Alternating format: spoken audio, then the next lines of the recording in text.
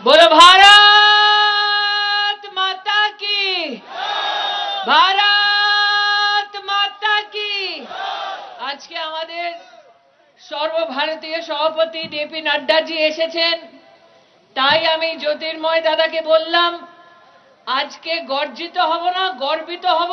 এই জনসম্পর্কে জনসংকল্প নেওয়ার জন্য আমাদের অখিল ভারতীয় সভাপতিজি এসেছেন। আজ জেপি নাড্ডাজিকে এই রামনগরের পুণ্যভূমিতে স্বাগত জানাই। আর রাম রাজ্যের সংকল্প, স্বপ্নটা কি, ওই স্বপ্নটা, ওই সংকল্পটা জানানোর জন্য জেপি নাড্ডাজি এসেছেন।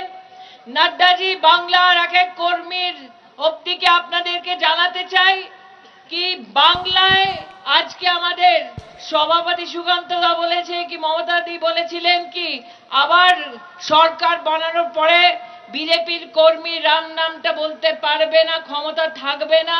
আমি সুকান্তদা বলতে চাই যার নিজেই নেই ক্ষমতা ওর নাম মমতা।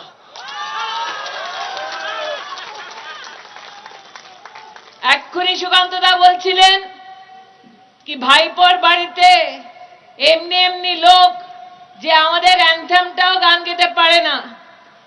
আর কত পড়াশোনা হয়েছে ওটা আপনি আজকে দেখতে পাচ্ছেন। কিন্তু মায়ের স্তুতি করার জন্যে পড়াশোনা চাই না, মায়ের স্তুতি করার জন্যে মনে ভাবনা হওয়া উচিত। আর ওই মনে ভাবনা নেই, ভাইপোর নেই, দিদির নেই, এটা বাংলার এক একটি মানুষ জানে।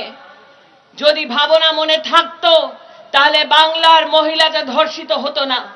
যদি ভাবনা বাংলার লোকের জন্য থাকতো তবে আবাস যোজনায় লুট হতো না। যদি দিদি সত্যি বাংলার দিদি হতেন তবে উনি কাটমানি নিতেন না। তাই আজকে এই রামনগরের পুণ্যভূমিতে আমরা সবাই স্বাগত জানাই জেপি নাড্ডাজিকে। আর জেপি নাড্ডাজিকে আমি বক্তব্য জানানোর জন্য স্বাগত করি। আপনাকে নিবেদন জানাই, বলো ভারত মাতা কি। না ভাই, আমাদের সর্বভারতীয় সভাপতি এসেছেন। আমরা সর্বভারতীয় সভাপতিকে জানাতে চাই কে কাঠি লোকসভা ক্ষেত্রের এক একটি কর্মীর খুব গর্বিত হয়েছে, আনন্দিত হয়েছে কি আমাদের সর্বভারতীয় সভাপতি এসেছেন। তাই সবাই হাত উঁচু করে জোরে বলুন ভারত মাতা কি, ভারত মাতা কি, ভারত মাতা কি। জেপি নাড্ডা জিন্দাবাদ, জেপি নাড্ডা জিন্দাবাদ, জেপি নাড্ডা জিন্দাবাদ, নরেন্দ্র মোদী জিন্দাবাদ।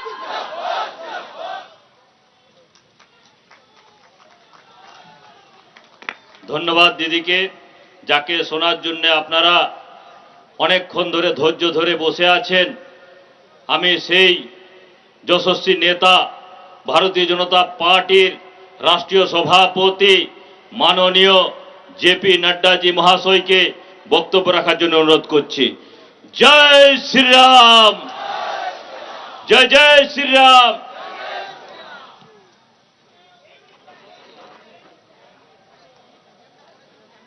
চলো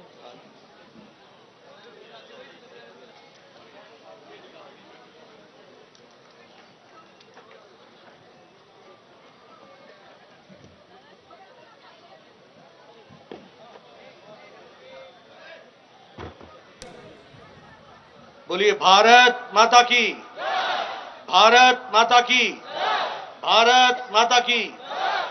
मैं बोलूंगा जय मां दुर्गा, आप बोलेंगे जय मां काली। जय मां दुर्गा, जय मां दुर्गा, जय मां दुर्गा। आज के इस विशाल जनसभा में मंच पर उपस्थित हमारे भारतीय जनता पार्टी के बहुत ही जुझारू, कर्मठ और संवेदनशील प्रदेश अध्यक्ष श्री सुकांत मजूमदार जी, हमारी भारत सरकार में मंत्री और हमारी बहन जिनके साथ मुझे लंबे समय मंत्री के रूप में भी और पार्टी के रूप में भी काम करने का मौका मिला, ऐसी हमारी बहन स्मृति ईरानी जी, हमारे वरिष्ठ सहयोगी जिनके साथ मैंने युवा काल से काम किया, और यहां के प्रदेश के प्रभारी श्री मंगल पांडे जी, हमारे सांसद और प्रदेश महामंत्री ज्योतिर्मय महतो जी, हमारे संगठन मंत्री अमिताभ चक्रवर्ती जी, श्रीमती सुमिता सिन्हा जी, श्री रविंद्रनाथ जी, अरुण कुमार जी, तापसी मंडल जी और सुदाम पंडित जी, सम्मानित मंच और इतनी बड़ी संख्या में एकत्र आए देवियों और सज्जनों, मेरे युवा साथी और प्रिंट मीडिया और इलेक्ट्रॉनिक मीडिया के मेरे साथी, आज मुझे यहां इस पवित्र तपोस्थली और जिसे हम कहते हैं कि शक्तिपीठों का प्रदेश, ऐसे प्रदेश में मुझे आने का सौभाग्य मिला है और दक्षिणेश्वर से लेके तारापीठ तक सभी शक्तिपीठों से जो प्रेरणा मिलती है, उस प्रेरणा के साथ नमन करते हुए मैं अपनी बात को प्रारंभ करता हूं। मित्रों, हम सब लोग अभी स्मृति जी को सुन रहे थे, सुकांतु दा को सुन रहे थे।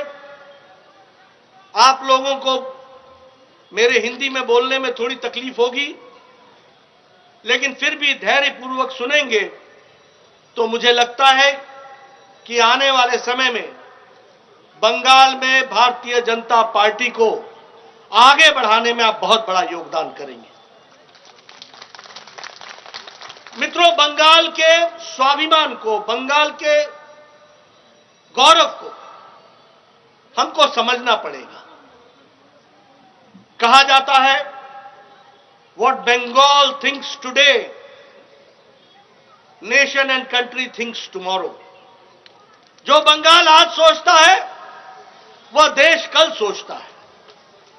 और यह कहने के लिए मैं नहीं कह रहा हूं, आज मैं भारतीय जनता पार्टी का राष्ट्रीय अध्यक्ष हूं।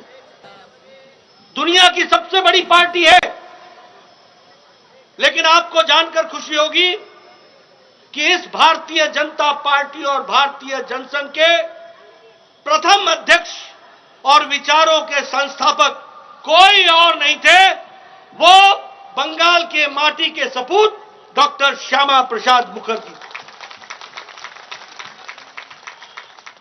आज देश को, दुनिया को मोदी जी के नेतृत्व में जो हम दिशा दे रहे, मोदी जी जो दिशा दे रहे, उस विचार की नींव बंगाल के सपूत डॉक्टर श्यामा प्रसाद मुखर्जी ने रखी थी।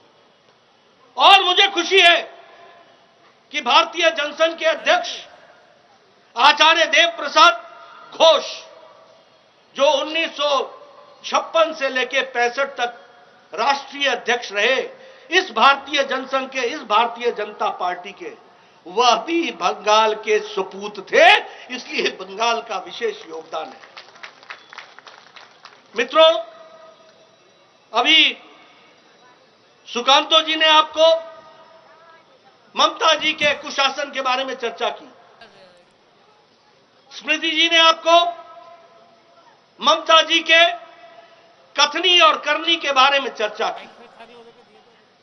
लेकिन मैं यहां आपको कहना चाहता हूं, आप और हम बड़े भाग्यशाली हैं कि आज देश का नेतृत्व भारत के यशस्वी प्रधानमंत्री नरेंद्र मोदी कर रहे हैं।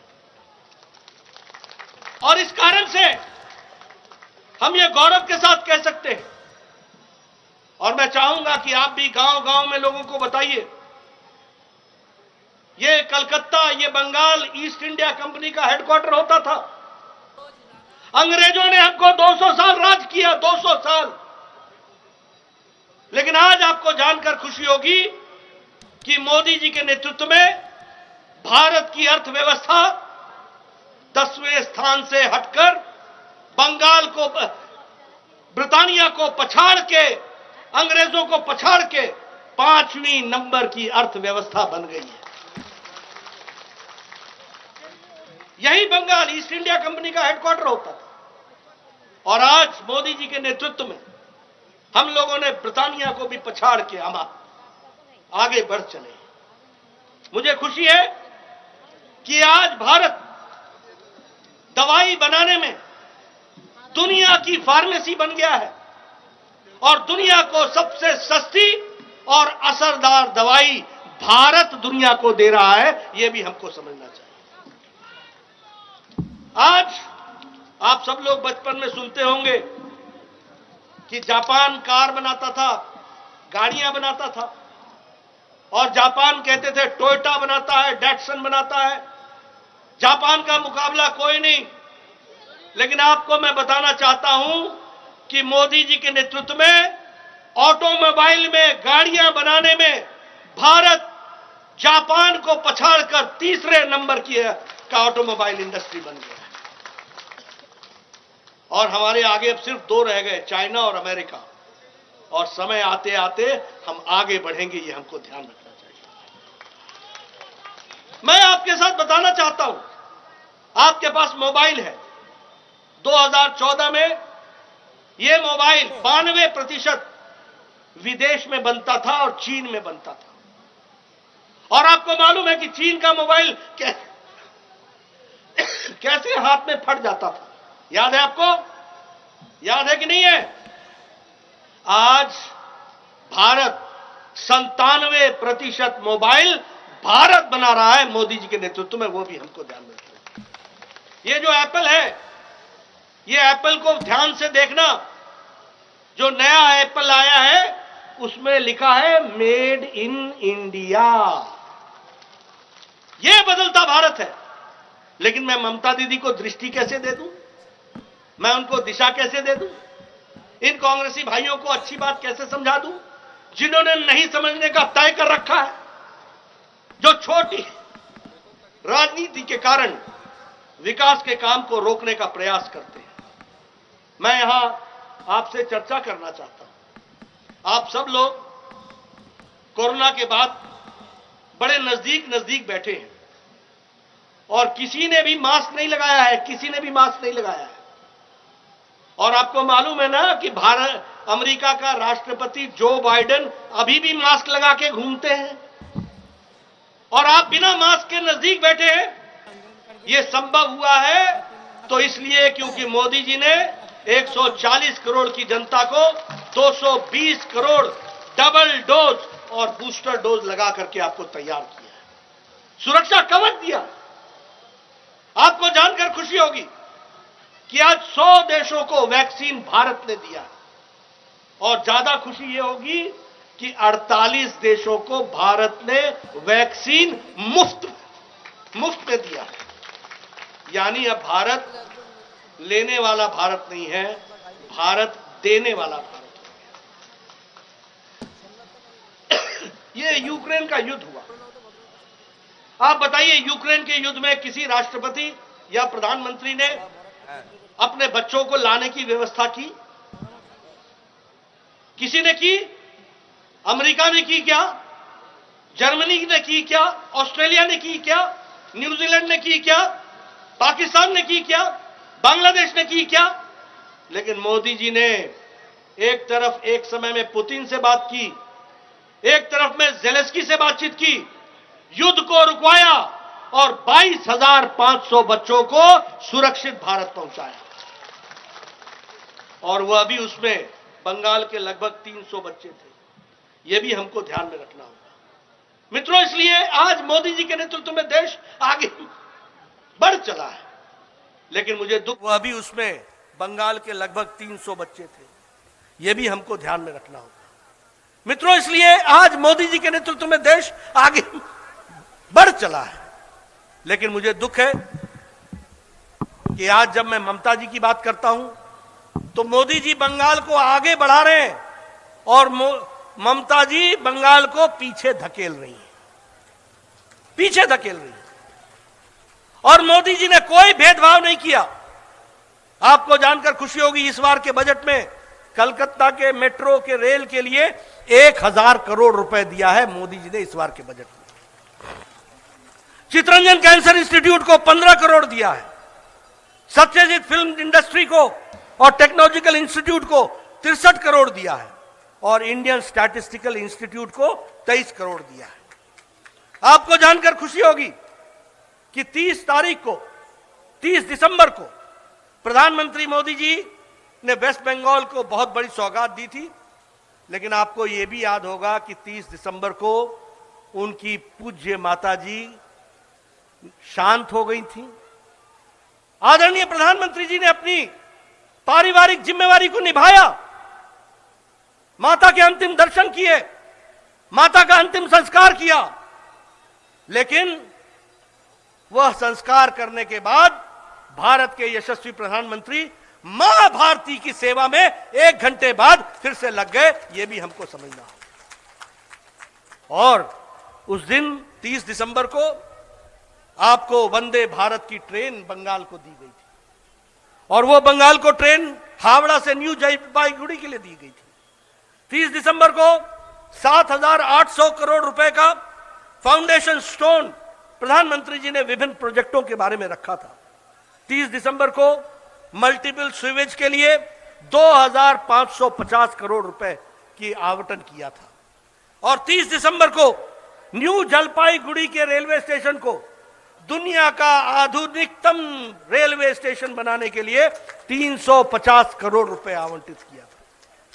और उसी तरीके से हमारे जोका ताराताला इस पर्पल लाइन के लिए मेट्रो में आदरणीय प्रधानमंत्री जी ने 2,475 करोड़ रुपए खर्च किए थे और उसका उद्घाटन किया था। और उसी तरीके से श्यामा प्रसाद मुखर्जी के नेशनल इंस्टीट्यूट और वाटर सैनिटेशन के लिए 100 करोड़ रुपए दिए थे। सीवेज प्लांट के लिए 990 करोड़ रुपए दिए थे। मैं ये आंकड़े रख रहा हूं, मैं मीडिया वालों को कहूंगा मेरे आंकड़ों को चेक कर लेना। कोई 990 करोड़, कोई 2,245 करोड़, कोई 3,000 करोड़। ये बंगाल की धरती को विकास करने के लिए आदरणीय मोदी जी का पूरी की पूरी ताकत लगी है। लेकिन जब हम बात करते हैं प्रधानमंत्री आवास योजना की, तो हमने 4 करोड़ यहां पर सैंक्शन किए, और जिसमें से नहीं 3 करोड़ 60 लाख आवास योजना बने सारे देश में, और उसमें से 52,50,000 घर यहां बने। लेकिन मुझे दुख है कि ममता अपनी राजनीतिक हस्तक्षेप से बाज नहीं आती है। उन्होंने प्रधानमंत्री आवास योजना को बांग्ला आवास योजना बना दिया, और आजकल आवास योजना का ऑडिट हो रहा है। जो टीएमसी के कार्यकर्ताओं के 2-2 मंजिले के पक्के मकान हैं, वह प्रधानमंत्री आवास योजना को ले रहे हैं। ऐसे भ्रष्टाचारी टीएमसी को रहने देना है क्या? ऐसे भ्रष्टाचारी टीएमसी को रहने देना है क्या? आप बताइए, टीएमसी के कार्यकर्ता सरकारी योजनाओं का दुरुपयोग अपने लिए कर रहे हैं कि नहीं कर रहे हैं? आप बताइए, प्रधानमंत्री गरीब कल्याण अन्न योजना में अन्न की चोरी टीएमसी के कार्यकर्ता कर रहे हैं कि नहीं कर रहे? कर रहे हैं कि नहीं कर रहे? ये टोलाबाजी, ये चोरी, ये सब काम टीएमसी कर रही है, वह भी हमको ध्यान में रखना चाहिए। आज स्वच्छ भारत में यहां 74 लाख इज्जत घर बने हैं, यानी बहनें 74 लाख अपने दैनिक जीवन के लिए खुले में शौच जाती थी। क्या बंगाल था, लेकिन मोदी जी ने उनको इज्जत देने का काम किया है। और इसीलिए हम कह सकते हैं, गांव, गरीब, वंचित, पीड़ित, शोषित, दलित, किसान, युवा, इन सबको, हमारे आदिवासी भाई, हमारे ट्राइबल भाई, हमारे दलित भाई, इनको ताकत देने का काम किया है तो मोदी जी ने किया है। लेकिन अगर मैं ममता जी की बात करूं, तो ममता जी टीएमसी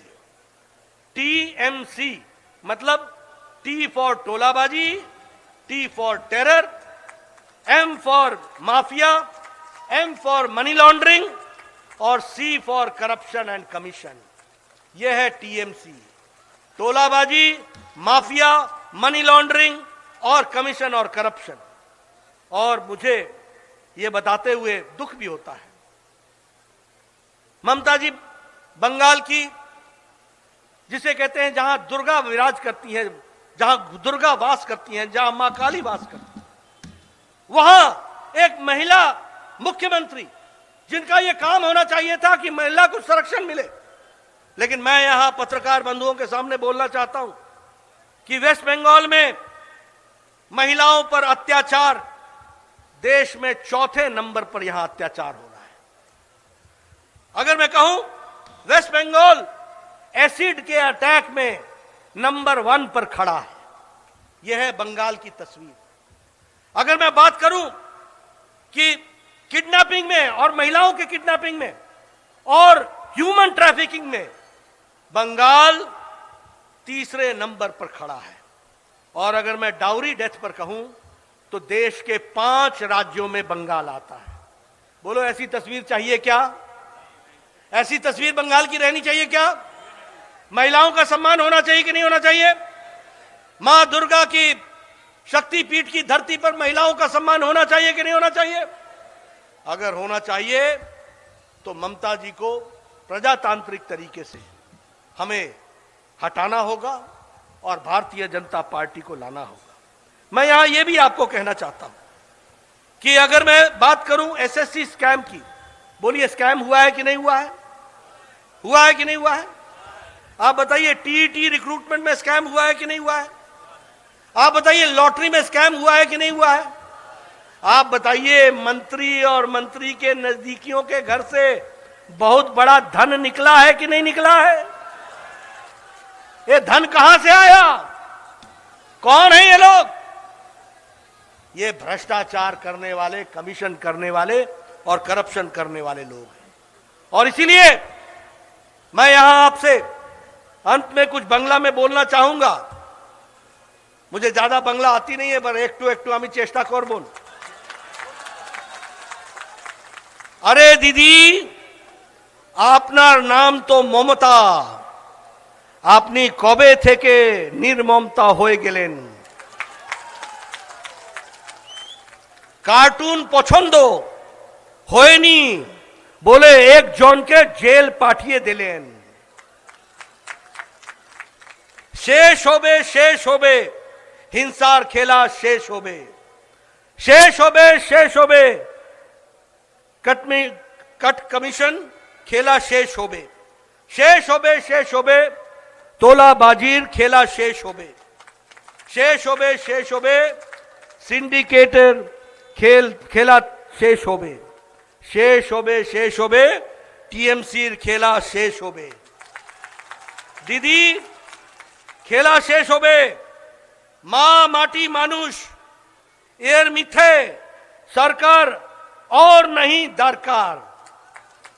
चाकरी बिक्री कोटि कोटि लूट करेছে हवाई चोटी। गेरुआ झड़ आसेছে टेरे, भाग तृणमूल बांग्ला छेड़े। मित्रों, दीदी ने कहा था कि मैं फैक्ट्री लगाऊंगी 6 महीने में। कहा था कि नहीं कहा था? मैं कहूंगा, दीदी বলায় ক্ষমতায় এসে 6 মাসে শিল্প করবেন, কিন্তু কি হলো দিদি?